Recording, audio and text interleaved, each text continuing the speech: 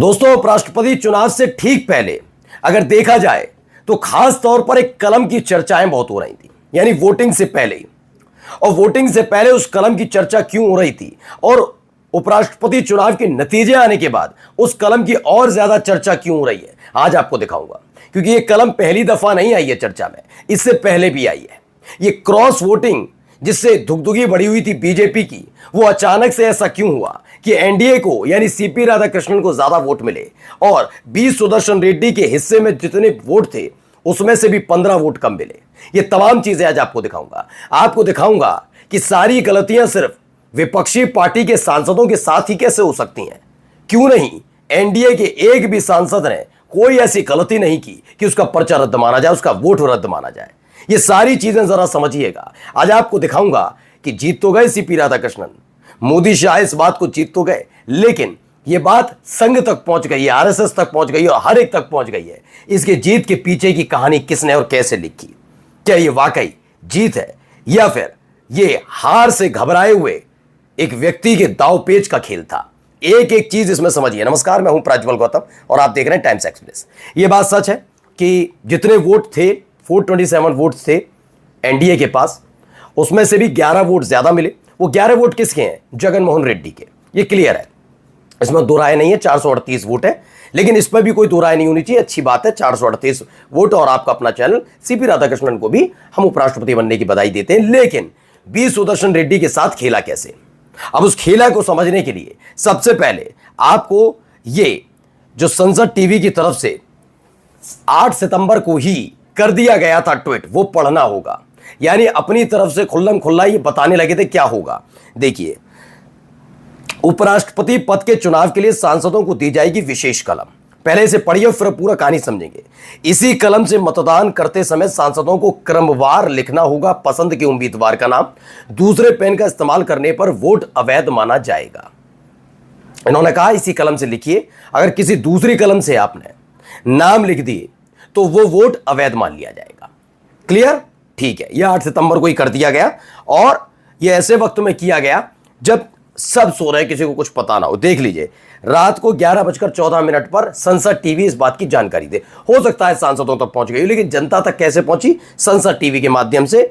8 सितंबर को 11:15 बजे, रात को 11:15 बजे यह जानकारी लोगों तक पहुंचाई जाती है, ये जानते हुए कि इंसान व्यक्ति सो भी सकता है, लेकिन कोई मतलब नहीं। हमें 11:15 बजे जानकारी ऐसे देनी है, इतने बजे देनी है कि लोगों को पता ही ना लगे कि कलम वाला खेल क्या है। तो कलम वाला खेल आप समझ गए कि वहां पर एक पेन रखा होगा, उस पेन से ही क्रमवार अपने उम्मीदवार, उपराष्ट्रपति पद के उसमें यही होता है। वैसे तो 2 थे प्रमुख तौर पर, लेकिन और भी जो निर्दलीयों ने पर्चा भरा और होता है तो उनका नाम लिखना होता है। जैसे किसी ने लिखा सीपी राधाकृष्णन, उनकी दूसरी जो पसंद है वो बी सुदर्शन रेड्डी, उसके नीचे तीसरा नाम, चौथा नाम, ऐसे नाम लिखने होते हैं। या कोई होता है बी सुदर्शन रेड्डी पहला, तो उसी हिसाब से तय कर लिया जाता है। अब हुआ क्या इसमें बताया कि अगर उस नाम लिखते वक्त उस कलम में से किसी और कलम का इस्तेमाल किया गया तो वो वोट रद्द मान लिया जाएगा। अब आइए असली खबर पर। यह आज तक की खबर है, इसे मैं थोड़ा पढ़कर बता देता हूं इसमें क्या हुआ। उपराष्ट्रपति चुनाव में लोकसभा और राज्यसभा के सांसद वोट करते हैं, मालूम है। 788 है, ये भी मालूम है। 7 रिक्त है, ये भी मालूम है। 781 वोट थे, ये भी मालूम है। जिनमें मंगलवार को 767 सांसदों ने वोट डाला, जिनमें से 11 सांसदों ने पहले ही ऐलान कर दिया था बीजू जनता दल के साथ और 4 केसीआर के यानी बीआरएस पार्टी के, यानी 11। इनके अलावा 3 अकाली दल के हैं और 2 निर्दलीय, वो भी नहीं आए। कुल मिलाकर 14 सांसदों ने वोट ही नहीं डाला, वो एब्सेंट रहे। तो ये हो गए 767 सांसदों ने वोट डाला। अब आइए, उपराष्ट्रपति चुनाव में 767 वोटों में से 752 वोट वैध माने गए। आंकड़ा समझते चलिए और आप समझ जाएंगे किसके वोट गलत पाए गए। 752 वोट वैध पाए और 15 वोट निरस्त कर दिए। 15 वोट निरस्त हैं। वैध पाए गए 752 वोटों में से एनडीए की सीपी राधाकृष्णन को 452 और इंडिया ब्लॉक के बी सुदर्शन रेड्डी को 300 वोट मिले। ये भी ठीक है। एनडीए के सांसदों की संख्या 427 थी। विपक्षी सांसदों की संख्या नहीं है। इंडिया ब्लॉक में शामिल पार्टियों की संख्या 315 है। इस समय इंडिया ब्लॉक में जो शामिल है 315 है, जो बाहर से समर्थन कर रहे हैं वो बात अलग है। ये कुल मिलाकर 354 होती है, लेकिन 315 है। अब आप आंकड़ा देखिए, 315 है। इसमें से 39 ऐसे सांसद थे जो एनडीए और इंडिया ब्लॉक किसी का हिस्सा नहीं है। तो 315 में से बी सुदर्शन रेड्डी को 300 वोट मिलते हैं। 15 वोट नहीं मिलते। अब 15 वोटों ने क्रॉस वोटिंग की यह बात जिक्र कर रही है गोदी मीडिया, जबकि 15 वोट जो अवैध पाए गए वो किन सांसदों के हैं, इस पर चर्चा क्यों नहीं? इस पर चर्चा करिए ना। 15 वोट अवैध कराए गए या हुए, जो भी है, 300 वोटों पर लाकर खड़ा कर दिया। जानबूझकर ये दिखाने के लिए 150 वोटों से ज्यादा जीत दर्ज की गई है। ये मैं नहीं कह रहा, चैनल पढ़ लीजिए। ये कैसे संयोग हो जाएगा कि 15 वोट ये अवैध माने जाते हैं और वही 15 वोट कम इंडिया ब्लॉक के होते हैं? तो 15 वोट कैसे? क्योंकि एकजुट था इंडिया ब्लॉक, इन्हें मालूम था।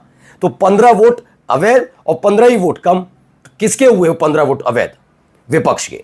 ठीक है, ये खेल ये इन्होंने पहली बार नहीं किया है। देखिए, इसको लेकर पहले ही कहा गया था, शकील अख्तर ने कहा था, इस विशेष कलम ने हरियाणा के राज्यसभा चुनाव में आर के आनंद को हरवा दिया था। आर के आनंद को, ठीक है, राज्यसभा चुनाव में कांग्रेस के 14 विधायकों के वोट अमान्य कर दिए गए थे। पुरानी घटना है, हरियाणा में भी ऐसा कर चुके हैं। ये कांग्रेस के 14 वोट अमान्य करार दिए गए थे। कहा गया था कि उन्हें विशेष कलम की जगह दूसरी कलम का इस्तेमाल किया, जबकि विधायकों का कहना था कि वहां जो कलम रखी थी उन्होंने उसी का इस्तेमाल किया। कांग्रेस समर्थित प्रत्याशी आर के आनंद ने आरोप लगाया था कि कलम जो थी बदल दी गई थी और यह खेल बहुत आसान है। हालांकि सीसीटीवी में पकड़ा जा सकता है। चंडीगढ़ में मेयर चुनाव में पकड़ा भी गया था, मगर सुप्रीम कोर्ट की टिप्पणी की लोकतंत्र की हत्या के बावजूद अनिल मसीह का क्या हुआ? सबने देखा चंडीगढ़ में क्या हुआ। अब इस वोट के आने के बाद शकील अख्तर जो पत्रकार भी, उन्होंने क्या कहा? 15 वोट अमान्य और 15 ही वोट किसके कम? बी सुदर्शन रेड्डी के खाते में कम। 315 में से 300 मिले, 15 गायब।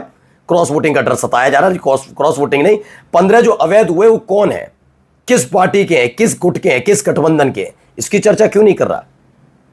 15 वोट विपक्षी पार्टी के सांसदों के हैं और उनसे ही गलती हुई। इन सबसे गलती नहीं हुई, सिर्फ उन्हीं से गलती हो सकती है। 15 वोट अमान्य। उपराष्ट्रपति के चुनाव में इंडिया गठबंधन ने कहा था कि उसके 315 थे और पूरे आए। अब गिनती में कहा उसे 300 वोट ही मिले। मतलब जो 15 जो अमान्य हुए सारे इंडिया गठबंधन के। और देखिए, इन्होंने कहा भी, हमने कल हरियाणा राज्यसभा के 2016 के चुनाव का जिक्र इसलिए किया था जहां कांग्रेस के 14 वोट अमान्य करके उसके उम्मीदवार आर के आनंद को हरवा दिया था। कहा था दूसरे पेन का इस्तेमाल हुआ। यहां भी वही पेन था, स्पेशल।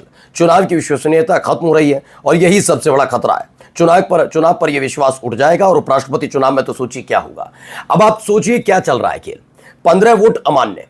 अब सवाल है कि अगर आप ये कह देंगे कि पेन का इस्तेमाल नहीं किया, तो पेन का कोई अपने साथ पेन वहीं रखा हुआ है, वहीं से उठा के लग करके क्या 18-20 ऐसे थोड़ी ना 18-20 है कि अक्कड़ बक्कड़ करके ढूंढो और जो सही पेन ढूंढेगा उसी का वोट मान्य रहेगा। ऐसा तो नहीं, एक ही पेन रखा होगा, उसी से चल रहा होगा। वो कौन है जिसने पेन बदला होगा, क्यों वोट अवैध हुए, ये सारी चीजें बताना बहुत जरूरी है। क्योंकि 8 सितंबर को रात को 11:15 बजे याद आती है कि ये कहानी बता दो, क्योंकि कल अगर विपक्ष सवाल उठाने लग जाए कलम वाला, तो हम बता देंगे ये तो संसद टीवी तक पर चला गया, सार्वजनिक टीवी पर चल गया, सबको पता थी। लेकिन टाइमिंग पर कोई सवाल खड़े नहीं करेगा। जितने बजे वक्त मिला उतने बजे चला है। अब आप खुद समझ लीजिए विश्वसनीयता कहां है कहां नहीं। लेकिन जाने से पहले सीपी राधाकृष्णन जी को इस लोकतांत्रिक विजय की बहुत बहुत शुभकामनाएं। नमस्कार।